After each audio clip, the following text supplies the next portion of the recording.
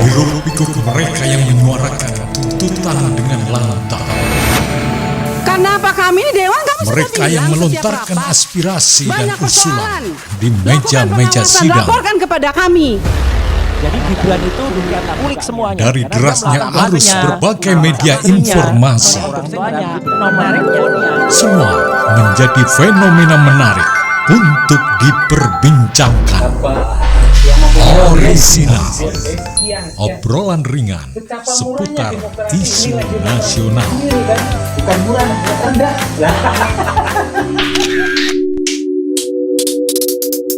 Makanya sekedar melempar isu apa sih kebenaran ini jempol dulu.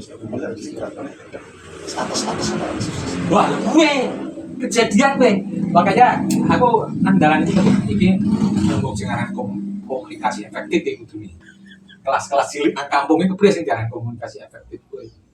Ya, sebetulnya yang mendasar itu ya terutama dasar itu komunikasi itu ada kejujuran kan, maksudnya apa yang disampaikan itu kan kejujuran kemudian berikut kemanfaatan nih. Jadi ketika melontarkan sebuah informasi atau katakanlah ya soal bagaimana isu itu kadang-kadang kan asal jeblak gitu kan berkembang macam-macam, apalagi itu menggunakan perangkat sekarang kan yang misalkan sangat komunikasi status kadang-kadang sangat tinggi distorsinya kan? ya jelas. Kadang-kadang status seperti ini ditanggapi oleh sektor anu aku anu lah. Nah, pakai lokal.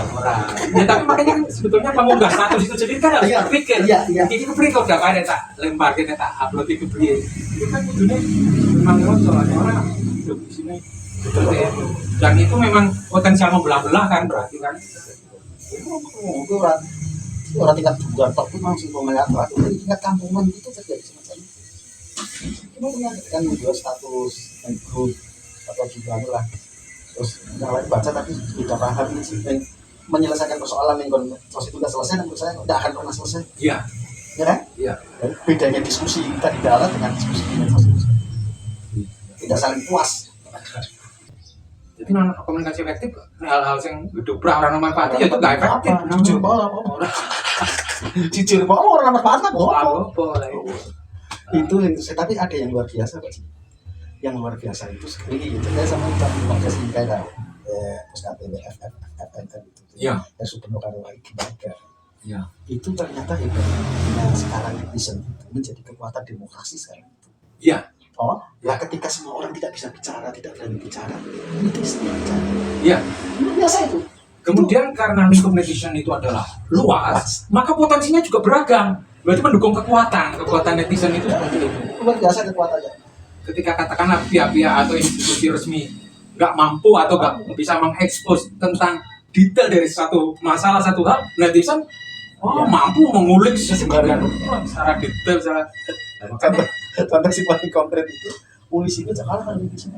Coba sesuatu yang ada persoalan dan itu mestinya ranah kebijakan polisi dan ranah penanganan polisi. Ya. Kan polisi saja udah tidak semua baik, polisi juga tidak semua jelek. Ya. Tapi artinya gini, ketika umpama polisi lalai tidak mempermasalahkan satu perkara, Ya. itu netizen yang mudah itu. Ya. Begitu sudah viral, Pak polisi sudah tidak bisa apa-apa, harus dikejar. Itu kan kekuatan. Itu masyarakat yang dunia nyata ini susah kan harus lapor, kadang-kadang malah kita dilaporkan. Tapi ketika itu yang berbuat netizen susah. Iya, itu punya daya dorong yang kuat. Jadi kan habis jadi viral ya orang mungkin dibiarkan. Yo malah kone. Banyak kan? Iya. Kasus Vina diungkap lagi, kasus itu banyak sekali lah. Iya, ya itu yang munculnya dari kalangan netizen itu akhirnya menjadi viral. Termasuk yang sekarang ini lagi sangat viral ya soal Fufu Fafa itu. Iya. Nah itu yang saya katakan bisa mengulik sampai detail.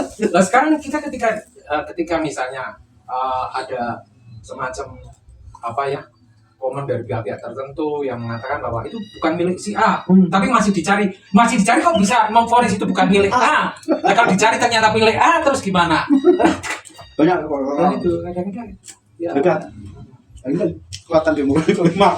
Iya. Jadi yang dikatakan dulu pers merupakan pilar demokrasi keempat itu ya sekarang netizen menjadi pilar juga.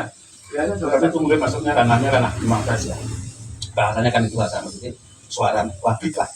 Iya. Kan menyuarakan ke publik juga, baik itu tugas cetak apa audio dan sebagainya itu kan menyuarakan apa suara publik yang jujur gitu. Iya, jadi istilahnya ketika kita bicara yang legal yaitu media mainstream, nah, maka hal semacam itu kan tidak bisa secara lugas mengungkap, tapi lain dengan medsos.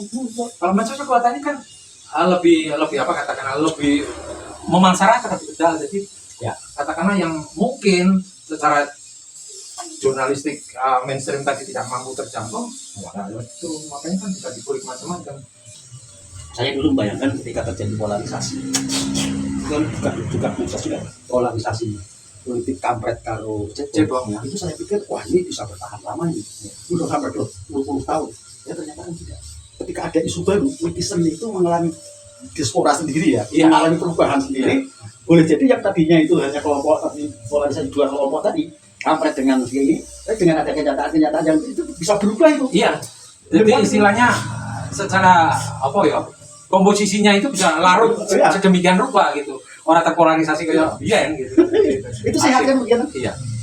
Saya pikir ya tinggal bagaimana cerdasnya para konsumen tadi ya untuk bisa menyaring sedemikian rupa untuk tidak akhirnya terjebak pada hal-hal yang sifatnya ya menjurus pada provokatif dan sebagainya itu kan. Ya itu kan saya kira gitu. Jadi banyak persoalan yang terkait ini. Karena ini kan sebuah pendapat masing-masing yang kemudian jika itu menjadi bola api yang besar akan membakar siapa saja. Tetapi konteks bola api itu di situ juga ada apa namanya sisi-sisi yang bisa menyinari sekitar. Kan analoginya begitu. Bahwa kemudian di situ ada unsur orang jahatnya itu saya kira wajar. Hanya persoalannya di sini kan ini dari satu kita memang masih ada kelemahan. Nah, saya dari ahli bahasa itu kelemahan kita menganalisis informasi. Satu itu. Jadi analisis pembaca, tidak semua pembaca itu bisa menganalisis informasi sehingga apa yang dia dapat ada sesuai dengan informasi yang sebenarnya. Contohnya ada satu akun atau satu status yang membicarakan tentang kondisi ekonomi katakan. Tapi kan tidak semua masyarakat Indonesia paham tentang bagaimana hidup pikuknya ekonomi. Kan itu kan akhirnya ketika asal jeplak saja pamor dia langsung diserang kan? Itu kan gitu. Juga masalah-masalah yang kaitan dengan pemahaman agama dan sebagainya, itu kelemahan kita menurut saya seperti itu. Jadi ketika ada yang repot itu kan sesungguhnya agama itu kan pilar kebenaran ya. Bagaimanapun juga ada pemahaman kebenaran. Nah ketika oleh umatnya itu yang kadang-kadang memungkinkan perbedaan, yang dimunculkan itu perbedaannya sehingga satu-satu dengan lain katakan ulama satu dan ulamanya seolah-olah berbenturan. Itu medsos itu dosanya medsos. Iya. Nah, makanya saya katakan perlu bijak, perlu cerdas itu internet itu kan seperti itu. Dari efek negatifnya itu biar tidak istilahnya kita merasa sudah terjebak dalam satu sisi yang akhirnya ya tadi munculnya apa namanya perselisihan dan pendapat yang akhirnya orang itu lu titik temu nih kan sebetulnya. Nah, penyorotannya atau ulasannya itu pada seputar hal-hal yang dicari kesamaannya, keluhuran itu foto dan sebagainya lain dengan tadi yang dibesarkan sisi perbedaannya. Tapi memang saya kira memang nantinya pada satu saat itu ketika kita juga tidak mungkin untuk katakan ketemu cara kita diskusi bicara itu sudah tidak ada waktu ya jadi kan ke depan saya kira nanti akan ada pengelompokan juga. Jadi ini diskusi serius maka ya pesertanya orang-orang yang mau serius saja ya kemudian nanti sosial itu kan sebenarnya ya sulit juga untuk tanggung jawabkan benar atau salah sehingga tadi banyak pendukungnya viral dan itu bisa menekan menjadi kekuatan penekan pada pihak-pihak tertentu. Itu sudah luar biasa asal bahwa katakan arus itu kemudian mengantarkan kepada sistem yang benar secara umum. Umpamanya sekarang yang jadi persoalan kan ketika kita era ini era di mana demokrasi menurun kemudian tingkat IQ kita rendah dan sebagainya itu kan sebenarnya isu yang tidak sebenarnya mungkin ada yang mengatakan ini sebagai bagian dari kegagalan pemerintah umpamanya. Tetapi itu kan secara umum. Nah, ketika hal yang umum seperti itu kemudian ditekan oleh medsos, oleh viralnya informasi dan sebagainya, sebenarnya hanya ingin menunjukkan bukti. Ini loh, bahwa pemerintah sekarang itu menjadikan demokrasi kita tidak sehat. Yang pada porsi yang besar-besar semacam itu, kekuatan siapapun, kekuatan apapun bola itu menjadi kekuatan penentu. Ini bukan persoalan yang sifatnya kasuistik ya, tapi masalah-masalah yang tadi, masalah-masalah yang sifatnya umum. Demokrasi itu kan persoalan-persoalan yang umum, yang universal yang dirasakan semua rakyat. Tapi urusan tadi, urusan sampai pada pemahaman agama, terus pendapat orang dan sebagainya, itu menjadi susah. Artinya tidak bisa menemukan titik temu, akan selalu beda pendapat terus.